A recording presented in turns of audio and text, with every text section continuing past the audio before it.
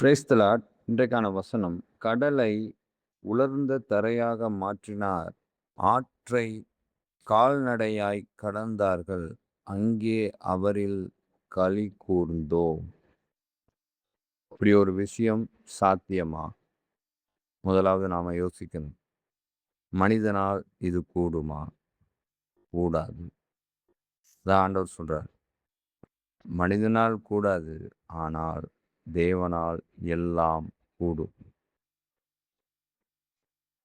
கடல் உலர்ந்த தரையா மாற முடியுமா?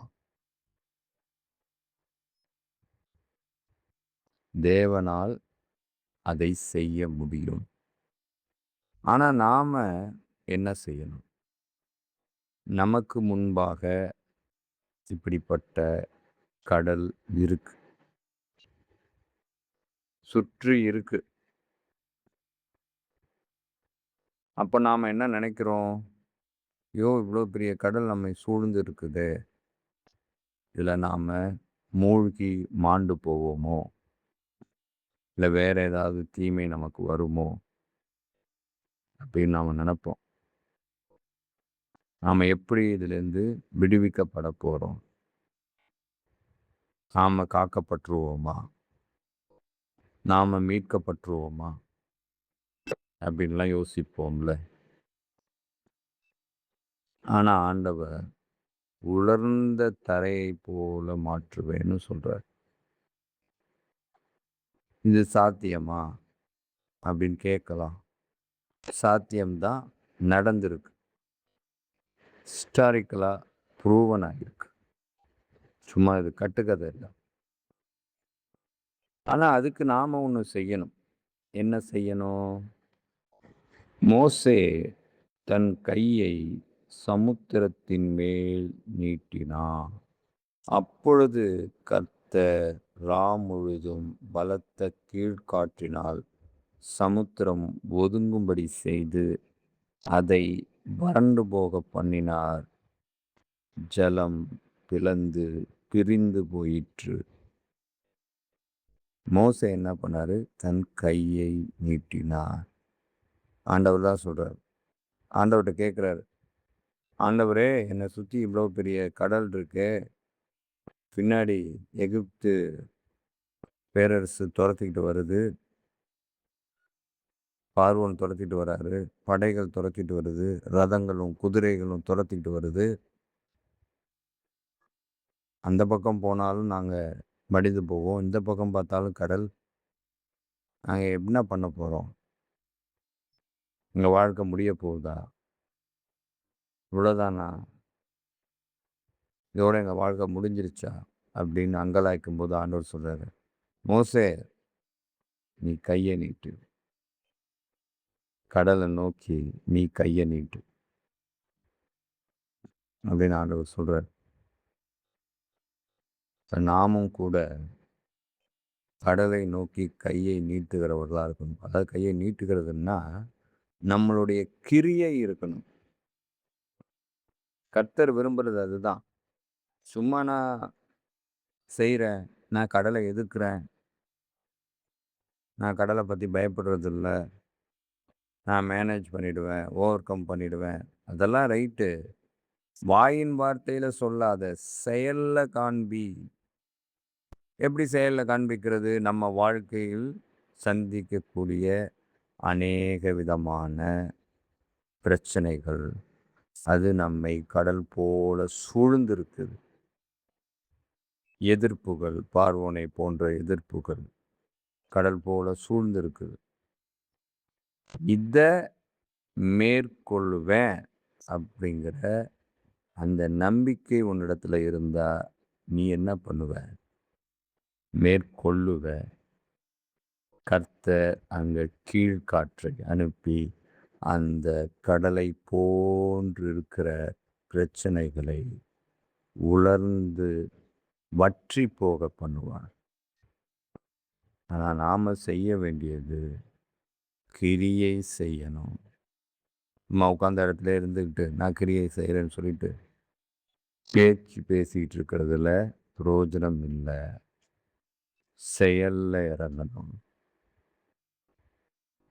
செயல்ல இறங்குறோமா? இறங்க முடியுமா? யோசிச்சு பாருங்க. வாழ்க்கையில ஒரு பிரச்சனை கடல் போல சூழ்ந்திருக்கு. மூழ்கிருமோ, நம்ம வாழ்க்கை முடிஞ்சிருமோ அப்படின்னு நினைக்கிற ஒரு சூழ்நிலை இருக்கும்போது, நாம என்ன செய்வோம்? இதத்தான் ஆண்டவர் இங்க நம்மிடத்துல எதிர்பார்க்கிறார். நாம மட்டும், "இல்ல ஆண்டவரே, நான் கைய நீட்ட ரெடி. நான் உம வார்த்தைக்கு கீழ்ப்படிகிறேன். உமது வார்த்தையை நான் விசுவாசிக்கிறேன். மனிதனால் கூடாதுதான், எங்களால் கூடாதுதான். உம்மால் எல்லாம் கூடும்னு" தைரியமா நம்ம கிரியை செய்தோம்னா, கைய நீட்டினோம்னா, அவர் கீழ்காற்றை அனுப்புவார். கீழ்காற்றுங்கிறது கிழக்கு திசையிலேருந்து வருகிற காற்று அப்படின்னு வேதம் சொல்லுது. இன்னொன்னு கீழ்காற்று பலவித அர்த்தம் கொண்டதா இருக்கிறது. அது ஒரு வறட்சியையும் குறிக்குது, ஒரு வழியையும் குறிக்குது. அதே நேரத்துல ஆண்டவருடைய இந்த மகா பராக்கிரமான வல்லமையையும் குறிக்கிறதா இருக்கிறது. அப்போ அந்த கீழ்காற்றை அனுப்ப அவர் தயாரா தான் இருக்கிறார்.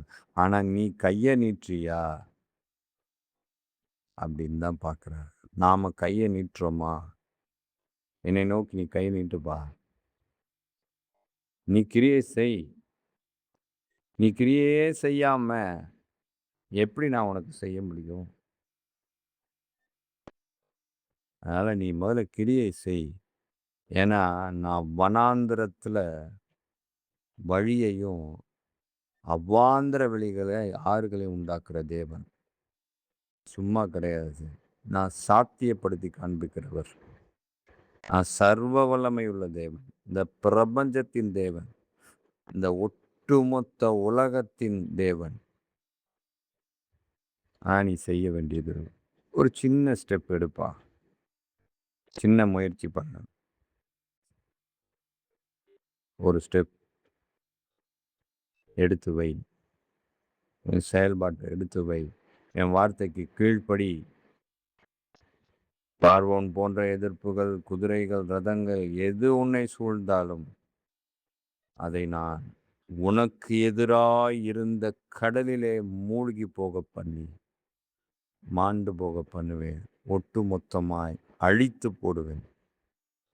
அதே நேரத்துல உன் முன்பாக இருக்கிற கடலையோ நான் வற்றி போக பண்ணுவேன். நீ அதிலே கால்நடையாய் நடந்து சுகமாய் இருப்பாய்ன்னு ஆண்டவர் நமக்கு வாக்குறுதி போல இங்க ஆண்டவர் சொல்கிறார். நம்ம வாழ்க்கையிலையும் குதிரைகள், ரதங்கள், பார்வோன் படைகள் எல்லாம் எதிர்த்து வரும்.